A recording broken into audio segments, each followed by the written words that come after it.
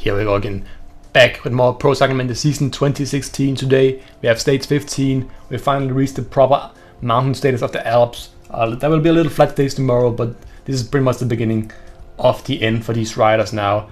Really mountainous states. I'm probably going to send either Morbito or Reichenbach, the one who is in best day shape. I'll probably send out in the breakaway, maybe to get some mountain points, maybe to get a stage win, depending on how fast the peloton chases. Pinot, I'll probably try and attack with him on the 8C climb, so this might be quite a long video compared to every other one of them. Okay, last climb of the day. I have what's it called, Morbito in a breakaway. He didn't make it with Bagil, Roland and Portugal, just a bit too strong over the last 8C climb, but he did drop off the last rider, so he's going as fast as he can, of course, now up to the next climb, trying to keep up with him as fast as possible.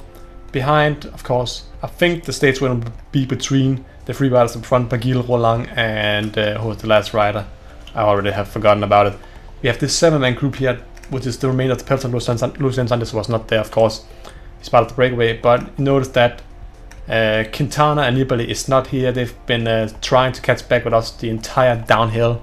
They might just get up to us here on the flat section here, because they have a reason to work with each other to gain back time. But at least that's one of the riders ahead of me in the standings who might be losing time to me today. At least he's using a lot of energy right now on the flat road here. But we're starting our climb now. I think I have to go around 80 maybe. It's not the longest climb of the day. There's a to Grand Colombier, I believe it's called. That's the last one. I think Grand Colombier is the last one. That's the 8C climb. I can't remember what this is called. I think it's just called the same almost. But the first one to move, Lucien Santos drops off immediately. Once again, I'm going to go at my own pace, see where that takes me. That takes me far up in the standings, or if that costs me to lose a lot of time today. Morbito, on the other hand, seems to be dead now. I tried to make him, he got actually close up to Bagil, Roland and Porto, but just not close enough to actually stay with them. Chris Froome is attacking. Let's just take a look at how it's looking in the group. It's still all together.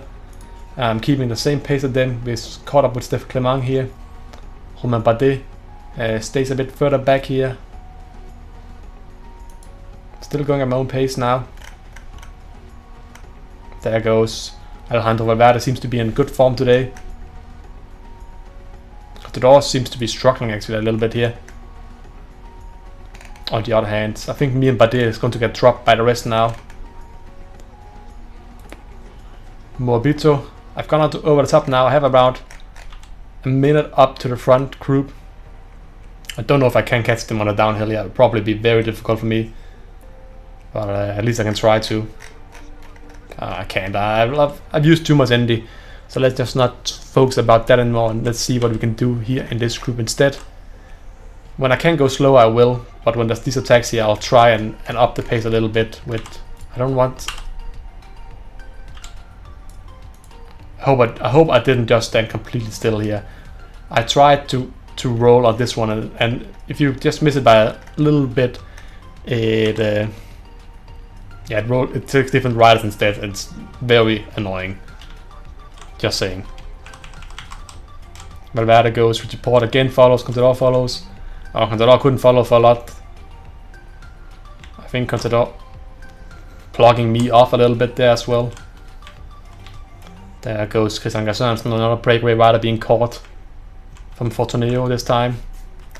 But Quintana and Nibali is losing time today, so I'm probably going to jump up to 5th unless I lose a lot of time to a rider like Bardet here today. So now it's me setting the pace a little bit here, and then I have to go on my wheel now. Let's just auto Morbito here instead. I don't like seeing him dead. Okay. Still 6 riders in the group here. I'm the one setting the pace right now. 1.7 kilometers to the top. It flattens out a bit here at the end. If I can get a little small gap over the top, that would be really nice for me. And then downhill, away from them maybe. How far is there after the top to the downhill? It seems like it's just afterwards. Oh, the sprint for the finish line. That's why it's going slow-mo right now. Let's just see. And Bagil beat Pierre Roland and Porto. You can see they're just going over the finish line as well. Some of the riders here, they've been lapped. That's how far ahead the breakaway was at one point as well.